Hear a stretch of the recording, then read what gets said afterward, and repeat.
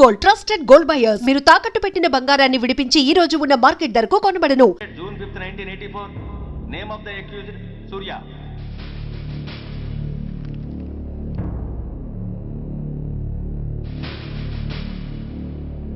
Proceed. Your honour, ఈ నేరస్తుడిని కఠినంగా శిక్షించండి అని వాదించడానికి కూడా ఒక్క నిమిషం ఆగి అతని వయసును సమీక్షించుకోవాల్సినంత చిన్న వయసులో ఇతను 2 హత్యలు చేశాడంటే మన న్యాయ వ్యవస్థ మొత్తం ఒక్కసారి మళ్లీ ఆలోచించుకోవాల్సిన పరిస్థితి ఏర్పడింది.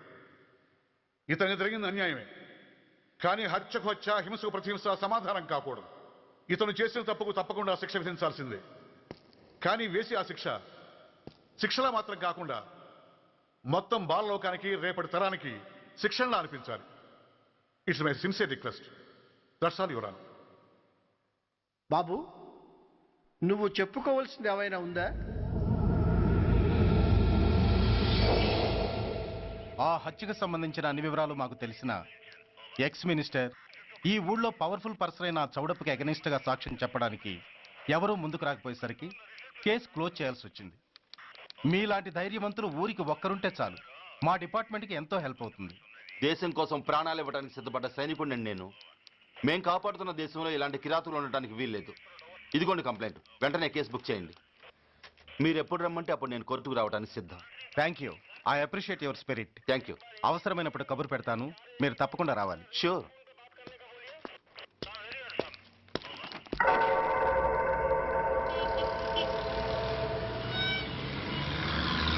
అవును సార్, రిపోర్ట్ ఇచ్చి వెళ్ళాడు. అడ్రస్ తెలుసు సార్, మిలిటరీలో పనిచేస్తాడట. లీవ్ మీద ఇంటికి వచ్చాడు. వాడి సంగతి మేము చూసుకుంటాం సార్, మీరేం వరి అవ్వకండి. అరే, ఈ మాత్రం దానికి మీరెందుకు సార్, మేమెందుకున్నాం? తెల్లారేసరికి వాడు ఎన్కౌంటర్ అయిపోతాడు. సరేనా? ఓకే సార్, ఉంటారు సార్. నమస్తే.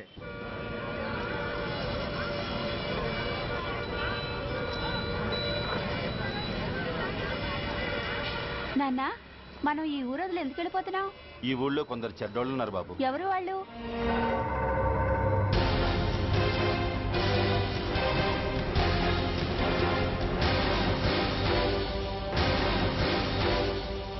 జై జవాన్.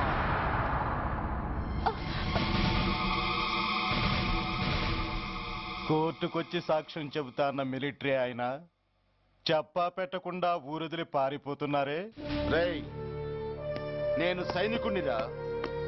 వెన్ను చూపించి పారిపోవడం నాకు అలవాట్లేదు. కాకి బట్టలు తొడుక్కొని అలాంటి లుచ్చాల దగ్గర పాకి పని చేసే ఇలాంటి వాళ్ళ పని పెట్టడానికి మళ్ళీ తప్పకుండా తిరిగి వస్తానురా. అంత లేదమ్మా, అసలు నువ్వు ఇక్కడి నుంచి వెళితే కదా తిరిగి రావటానికి. తమ్ముంటే ఆపండిరా. ఛా, రండిరా.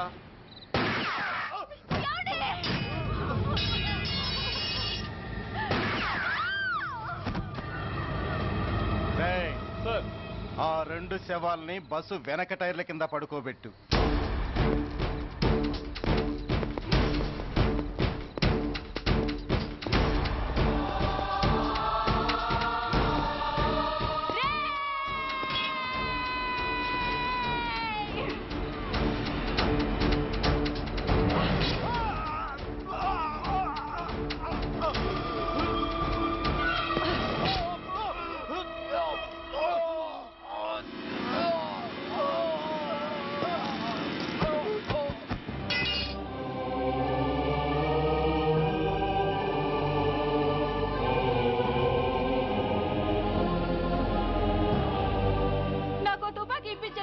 ఇక్కడున్న పోలీసులందరినీ చంపేస్తారు సార్. వాళ్ళు మంచి వాళ్ళు కాదు sir.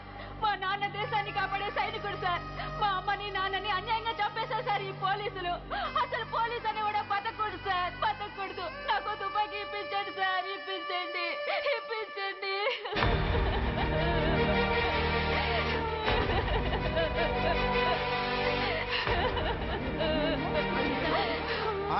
Order. The judgment is reserved. Court is adjourned. ఏ తలబట్టేసిందా? మీరా? ఏమా బాగున్నారా? బాగున్నానన్నయ్య. రండి కూర్చోండి. ఏరా, బోర్డర్లో ఉండాల్సిన వాడి కోర్టులో పరిశీలన అయ్యావు. ఎంతసేపు అయింది వచ్చి? ఈ కేసు హియరింగ్ స్టార్ట్ అయ్యేసరికి వచ్చావన్నయ్య. ఇంతకీ ఆ అబ్బాయికి ఏం శిక్ష పడొచ్చు? ఏముందమ్మా, మైనర్ కాబట్టి కొన్నాళ్ళ పాటు రీఫార్మ్ స్కూల్ పంపించాల్సి ఉంటుంది. ఆ శిక్ష వేసేసి చేతులు దులిపేసుకుంటారు అంతేగా? నేరం చేసిన వాడికి శిక్ష వేయటం చేతులు దులుపుకోవడం ఎలా అవుతుందిరా? వాడు చేసింది తప్పు కాదని నీ అంతరాత్మకు తెలియదా? మన దృష్టిలో తప్పు కాకపోయినా చట్టం దృష్టిలో అది నేరం. దానికి శిక్ష వేయక తప్పదు. అసలు శిక్ష అనేది ఎందుకురా? మనిషిలో పరివర్తన తేవటానికి. మీరు వేసే శిక్ష వాడిని తప్పు తెలుసుకొనివ్వదు, తప్పుదారిలోకి మళ్ళిస్తుంది. ఏంటో నువ్వనేది? ఆ పసి మనసులో ఎంత ఆవేదన ఆవేశం ఉన్నాయో చూశావు కదా. శిక్షాకాలంలో అవి వాడితో పాటే పెరుగుతాయి తప్ప తరగవు. సమాజం మీద కక్షతో, వ్యవస్థ మీద హేట్రెడ్తో ఓ రెబల్గా సొసైటీలోకి వస్తాడు. దగ్గరకు తీసుకుని ఆదరించేవాళ్ళు లేక మరో క్రిమినల్గా తయారవుతాడు. ఇంతకీ నువ్వు అనేది ఏమిట్రా? మా కన్న కొడుకు ఎలాగూ పోయాడు, వాణ్ణి మేం పెంచుకుంటాం.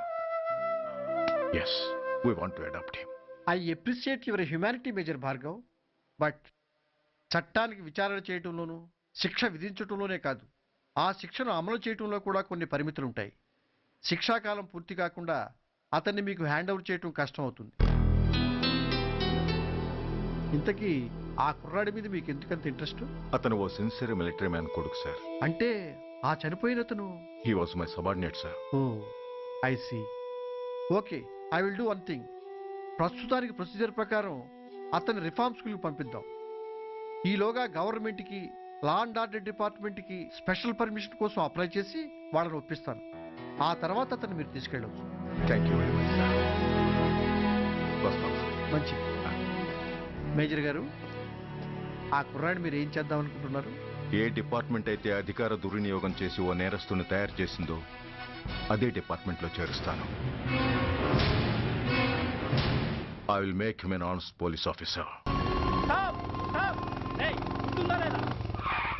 నిన్నేరా ఏంటి అలా చూస్తున్నావు?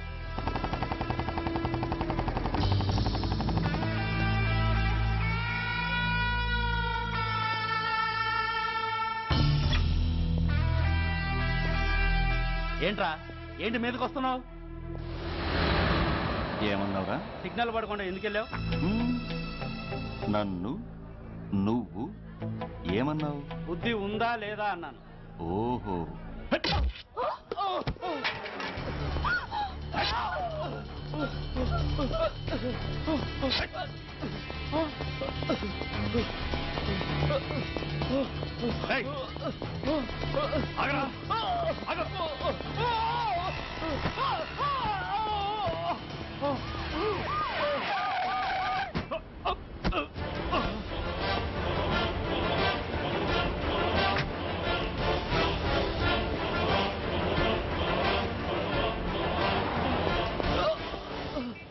అతని హాస్పిటల్కి తీసుకెళ్ళండి. Drop the knife. కత్తి కింద పడై.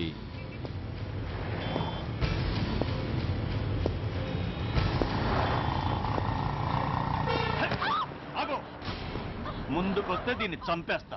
చంపే. చంపితే ఏమవుతుంది? నిన్ను చంపడం నాకు ఇంకా తేలికవుతుంది. కమాన్, చంపే. ఆలోచిస్తావే కిల్లర్?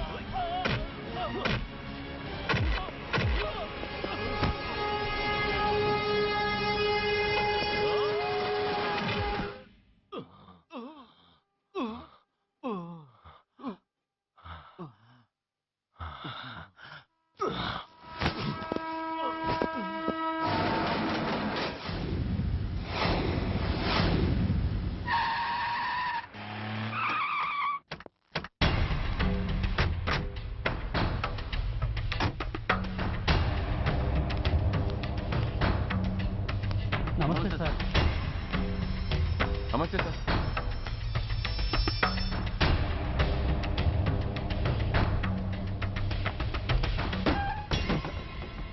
నేనెవరిని? మీరు అదే నేనెవరిని? మినిస్టర్ అప్పలనాయుడు గారు సార్. మరి వాడేవాడు? మీ అబ్బాయి గారు సార్. అంటే అది తెలిసే వాడిని లోపలేసావా? ఎఫ్ఐఆర్ ఎక్కడ్రా?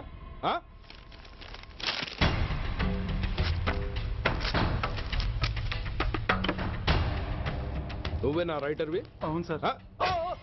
నీకెన్ని గుండెలుంటే మా వాడి మీద ఎఫ్ఐఆర్ రాస్తారా? రే సెల్ తాళాలు ఎక్కడ్రా? ఇదిగోండి సార్. నీ అబ్బా నాకిస్తారా? ఇల్లు తెరువు. అసలు ఎవడ్రా నా కొడుకుని అరెస్ట్ చేసింది? ఏసీపీ సూర్య గారు అంటున్నానా? తూ నీ అబ్బా సిగ్గు లేదురా? ఆడంగి నాయల్లా తన్నులు తినొస్తారా? నా కడుపున చెడబుట్టావు కదరా. వెళ్ళు కార్లో కూర్చో. రే అసలే అడ్డదారులు అసెంబ్లీకి వెళ్ళినోండి. నాకు సంబంధించిన విషయంలో ఎవడన్నా అడ్డొచ్చాడో అడ్డంగా నరికేస్తా. ఆ విషయం మీ ఏసీపీ గడికి చెప్పు.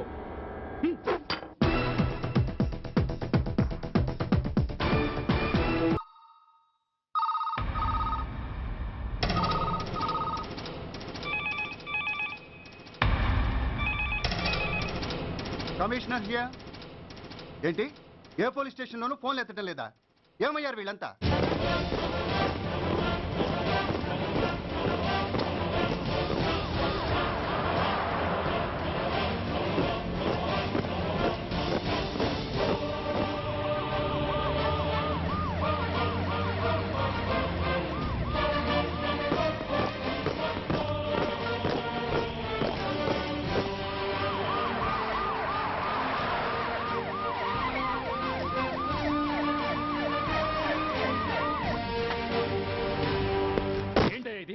What is nonsense?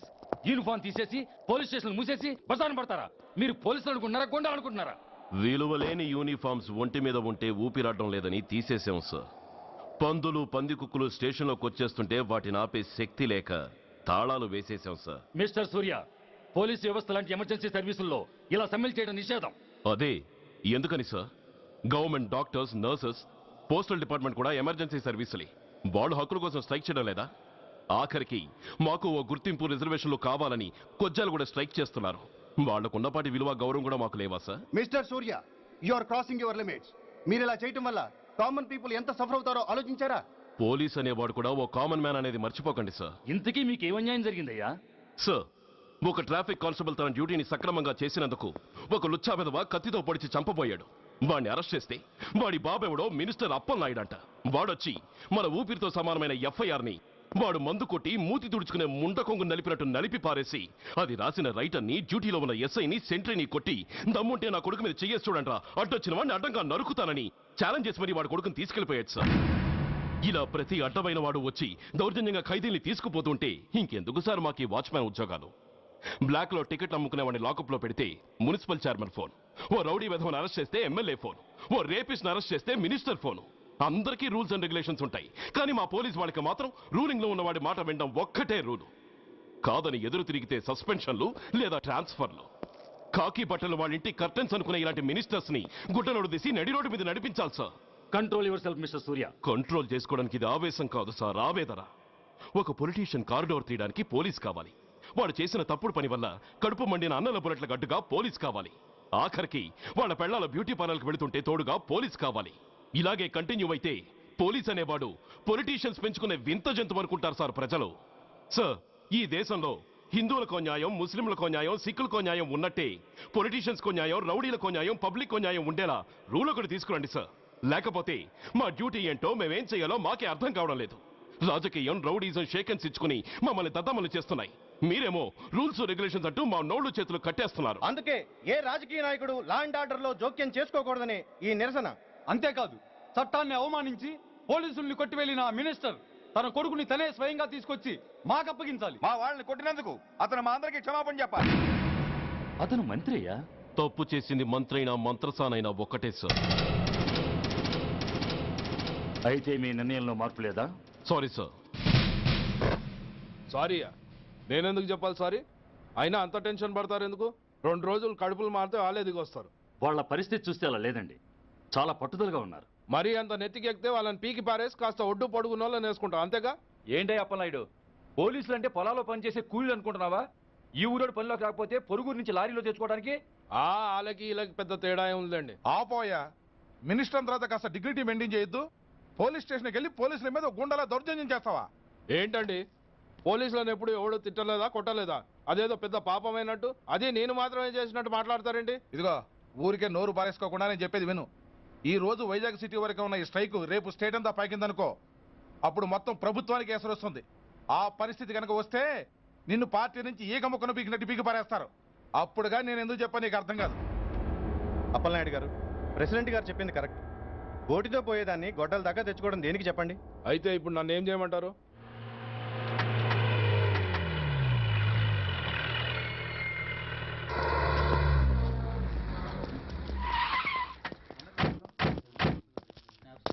హలో, మా ఈ నిరసన పబ్లిసిటీ కోసం కాదు, మా ప్రాబ్లం సాల్వ్ చేసుకోవడం కోసమని మీకు ముందే చెప్పాను. మళ్ళీ ఎందుకు వచ్చారు? మినిస్టర్ గారు రమ్మంటే రాకుండా ఎలా ఉండగలం సార్? మినిస్టరా? ఏ మినిస్టర్? అప్పలనాయుడు గారే సార్. అదిగో అప్పలనాయుడు గారు వచ్చేసారు, పదండి.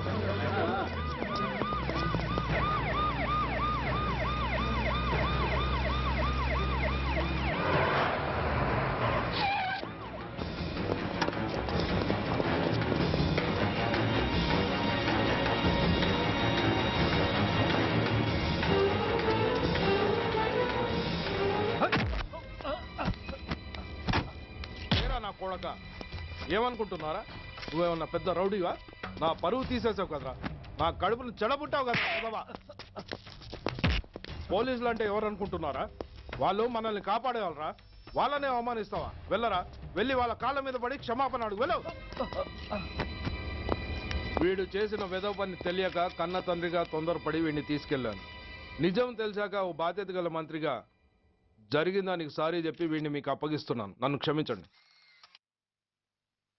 చాలా థ్యాంక్స్ అండి. ఇంకా మీరు కెమెరాలు ఆపండి. మినిస్టర్ గారు మిమ్మల్ని పిలిపించిన కార్యక్రమం అయిపోయింది, మీరంతా బయలుదేరచ్చు ప్లీజ్. పిలవగానే వచ్చినందుకు మీ అందరికీ చాలా థ్యాంక్స్.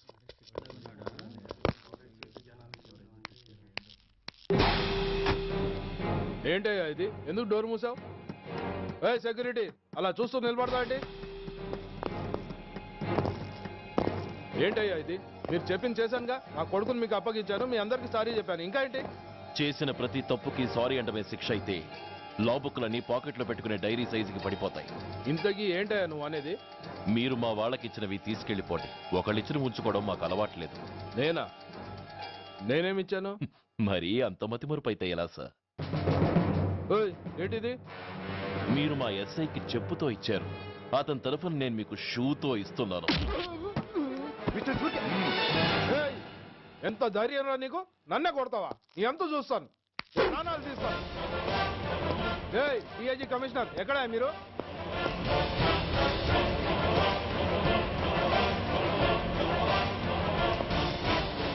ఇది మా రైటర్కి ఇచ్చింది,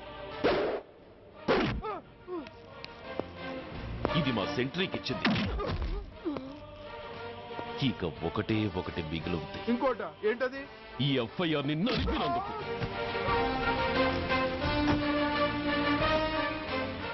ఇక మీరు వెళ్ళండి. డ్రైవర్, వాడిని తీసుకెళ్లి లాకప్ లో పెట్టండి. ఇక మీరందరూ డ్యూటీలో జాయిన్ అవ్వచ్చు.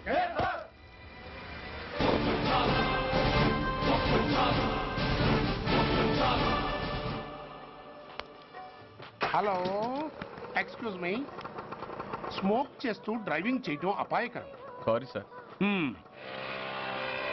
స్మోక్ చేస్తూ వాకింగ్ చేయటం సురక్షితం.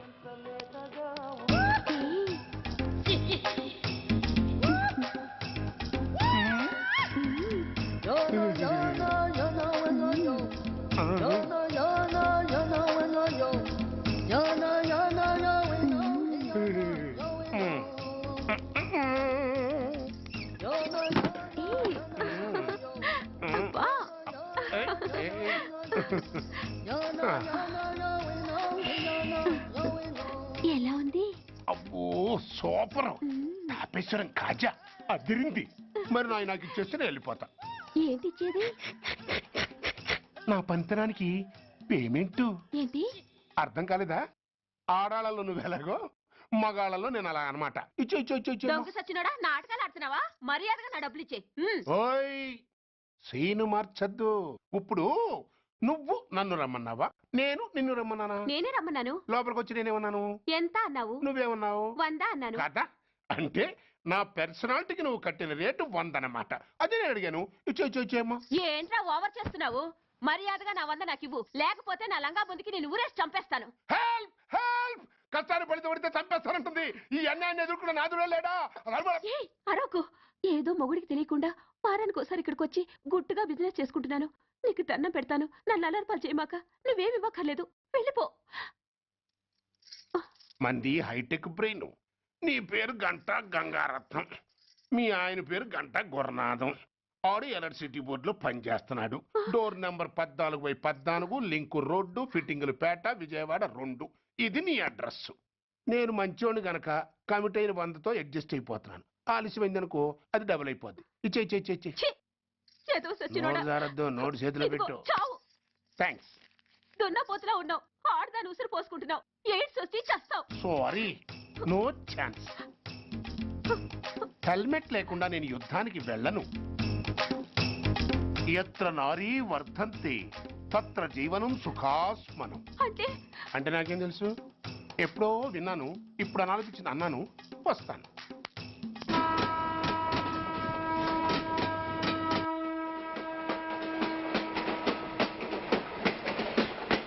మొత్తానికి స్వర్ణాంధ్రప్రదేశ్ పర్యటన ఒక రౌండ్ పూర్తయ్యి 2వ రౌండ్లో పట్టామన్నమాట. ఏంట్రా నీలో నువ్వే కొనుక్కుంటున్నావు? అబ్బే ఏం లేదు గురు. నువ్వు సర్వీస్ లో చేరిన తర్వాత నీ అండర్లో నేను హైదరాబాద్ నుండి బందర్లో పడి తిరిగిన జిల్లా తిరగకుండా తిరిగి హైదరాబాద్ చేరుకుంటున్నాం కదా, దాని గురించి.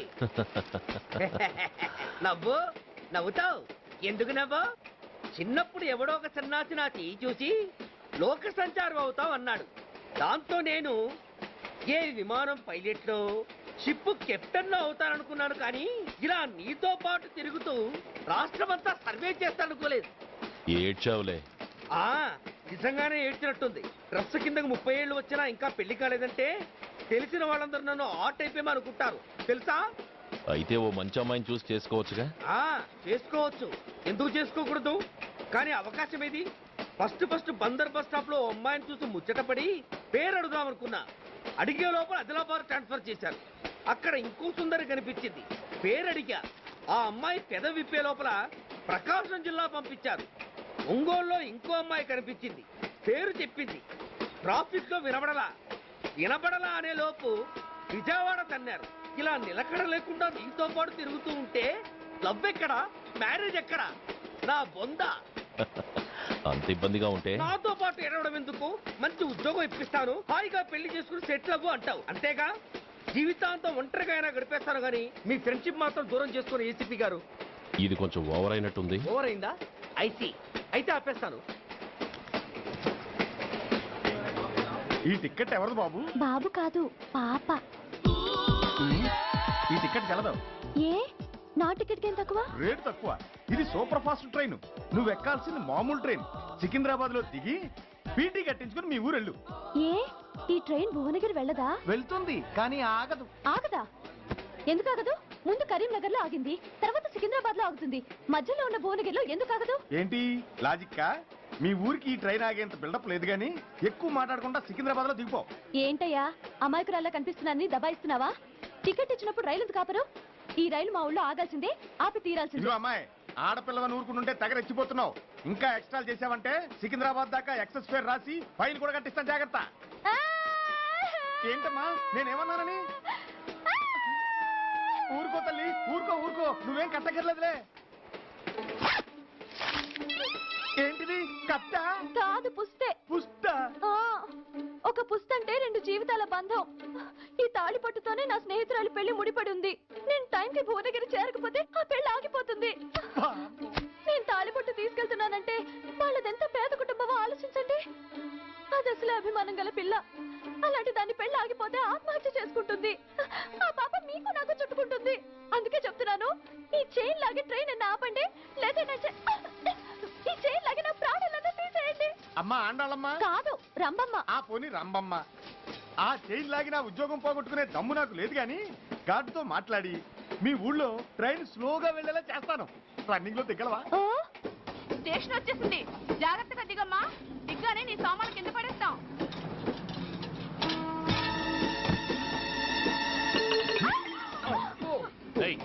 అసలు నీకు బుద్ధుందా? రన్నింగ్ లో ట్రైన్ ఎక్కుతున్నావు, పొరపాటున స్లిప్ అయితే? అబ్బో ఏంటి గురు, సహాయం చేస్తే సైరన్ అరుస్తుంది. నీకు అసలు బుద్ధుందా? ఇక్కడ బండి ఆగదని తెలిసి ఆ టీసీ గడి కాళ్ళు గడ్డాలు పట్టుకొని బతిలాడి బండి స్లో చేయించుకొని దిగితే నేను పడ్డ శ్రమంతా వృధా చేసి నన్ను మళ్ళీ లోపలికి లాగేసి రక్షించినట్టు పోసు కొట్టి పైగా లెక్చర్లు ఇస్తావా? కథ అడ్డం తిరిగిందే. ఇదిగో ఈ తాళి పొట్టు నా స్నేహితురాలి పెళ్లి టైంకి అందించడానికి రన్నింగ్ ట్రైన్ నుంచి దిగాను. నన్ను మళ్ళీ ట్రైన్ లోకి లాగేశావు. చూడు, ఈ తాళి ముహూర్తానికి అందకపోయినా, అక్కడ కట్టిన తోరణాలు ఎండిపోయినా, వేసిన అప్పడాలు మెత్తపడిపోయినా, సికింద్రాబాద్ స్టేషన్ లో దిగిన వెంటనే మా బావ కబురు పెట్టి మీ సంగతి తేలుస్తాను, తిరగేసి కొట్టి తిరుపతి చూపిస్తాడు. గురు, మనం హైదరాబాద్ చేరక ముందే ట్రాన్స్ఫర్ చేయించేలా ఉంది. అమ్మా, నీ బావ ఏమైనా రాజకీయ నాయకుడా? కాదు, స్ట్రిక్ట్ పోలీస్ ఆఫీసర్, ఏసీపీ సూర్య. ఏసీపీ సూర్య నీ బావ? ఏ చెవుడా? కాస్త సౌండ్ ప్రాబ్లం, తను వినుంటాడు. ఇంతకీ నీ బావ ఎవరో నీకు తెలుసా తల్లి? ఈయనకేమైనా మెంటలా? కాస్త ఆటైపోయలే. నువ్వేటైపోతే నాకేంటి? ఇదిగో పాయింట్కి వచ్చేస్తున్నాను. నువ్వేం చేస్తావో నాకు తెలీదు. ముహూర్తం సరిగా 10:30కి. ఈలోగా ప్లాట్ఫామ్ లో పడిపోయిన నా సామాన్తో సహా నేను భువనగిరి పెళ్లి వారింట్లో ఉండాలి. ఒకవేళ అలా జరగలేదనుకో, చెప్పానుగా మా సూర్యంబాబు గురించి, ఆ తర్వాత మీ ఇష్టం.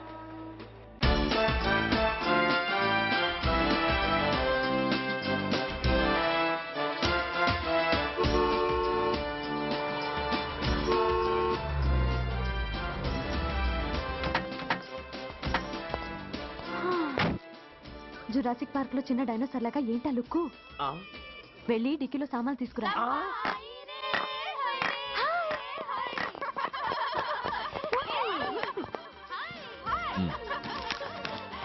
పర్వాలేదు, ఉంచుకో. టికెట్ ఏంటి ఇంత ఆలస్యంగా వచ్చావు? సారీనే.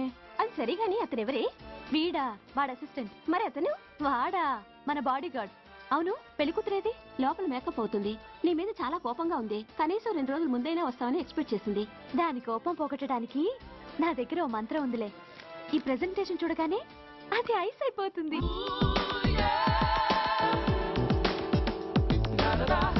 రండి, దాని దగ్గరికి వెళ్దాం.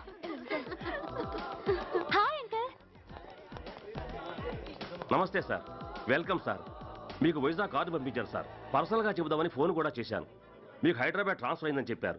అక్కడ హెడ్ క్వార్టర్స్ కూడా కార్డు పంపించాను. మీకు అందుతుందో లేదో, వస్తారో రారోనని తెగ టెన్షన్ ఫీల్ అయ్యాను సార్. నాకు ఇన్ఫర్మేషన్ అందింది, అందుకే వచ్చాను. చాలా సంతోషం సార్. మీరు రండి సార్. గోమతి, దీపికా కపులో కోరాయా దేక్. ఏంటి అతన్ని బాడీ గార్డ్ అన్నావు? అంకుల్ ఏమో అంత రెస్పెక్ట్ ఇచ్చి హడావుడు చేస్తున్నారు. ఉండవే, అసలే మతిపోయి నేను ఎడుస్తుంటాను. హలో, ఏంటి జురాసిక్ పార్క్ లో పెద్ద డైనోసార్ల మొహం పెట్టావు? షాక్ అయ్యావా? అప్పుడే ఏమైంది? ఇంకా ముందుంది. ఇదిగో నీ బ్యాగ్, ఇదిగో నీ పెట్టి. నీకెప్పుడు చెప్తుండేవాడిని మా పోలీసులో హీరో, మా డిపార్ట్మెంట్ కి గర్వకారణమని. అంటే ఏసీపీ సూర్య. అవునమ్మా. Nice meeting sir. I'm so thrilled sir. మా భార్య సార్. నమస్తే జీ. నమస్తే. మా అల్లుడు sir. Glad to meet you sir. వాళ్ళ father sir, ACP Suryan sir. Hello sir. ఏవే రమ్మా, ఇలా రావే. ఏ నిన్నే పిలుస్తుందే. నోరు మూయండి. Hello, calling. Go go.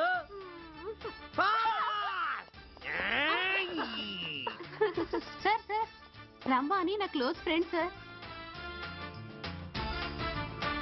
ACP Suryam గారే. బావకి మరదల్ని కొత్తగా పరిచయం చేస్తున్నారేంటి? మరదలా?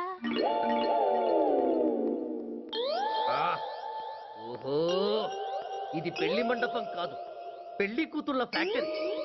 ఇండియాలో ఉండే పెళ్లి కూతుళ్ళందరూ ఇక్కడే ఉన్నారు. ఇక్కడే ఇప్పుడే ఏదో ఒక అమ్మాయిని సెటప్ చేసుకుంటారు.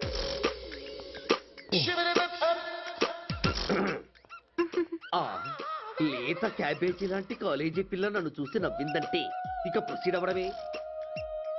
Hello, hi.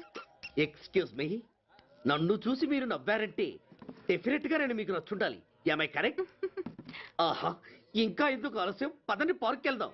అమ్మో, పార్కు కా? ఎందుకు?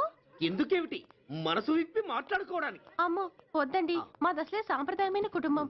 మీరు నన్ను పార్కుకు తీసుకువెళ్తారు, అక్కడ ఉన్న లవ్ జంటలు చూసి మనం కూడా అలా మాట్లాడుకుందామని నా భుజం మీద చేస్తారు. ఆ తర్వాత నన్ను ఏ పొదల్లోకి తీసుకెళ్తారు. అమ్మో, అక్కడ ఏ తప్పో జరిగిపోతుంది. వద్దండి, మాది అసలే సాంప్రదాయమైన కుటుంబం. అయ్యయ్యో, నేను అలాంటి వాడిని కాదండి. నేను మిమ్మల్ని ఏమీ చేయను. పోనీ పార్క్ వద్దంటే మరిద్దరం కలిసి సినిమాకి వెళ్దాం. సినిమాకా? అమ్మో వద్దండి, మాది అసలే సాంప్రదాయమైన కుటుంబం.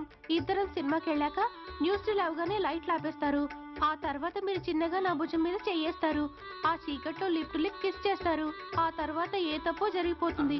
అమ్మో వద్దండి, మాది అసలే సాంప్రదాయమైన కుటుంబం. అయ్యయ్యో, ఆ మాటకొస్తే మా కుటుంబంలో సాంప్రదాయమే తప్ప అసలు కుటుంబమే లేదండి. నేను చాలా జెంటిల్మెన్ని, ఎలిజిబుల్ బ్రహ్మచారిని. నేను మిమ్మల్ని ఏం చెయ్యను.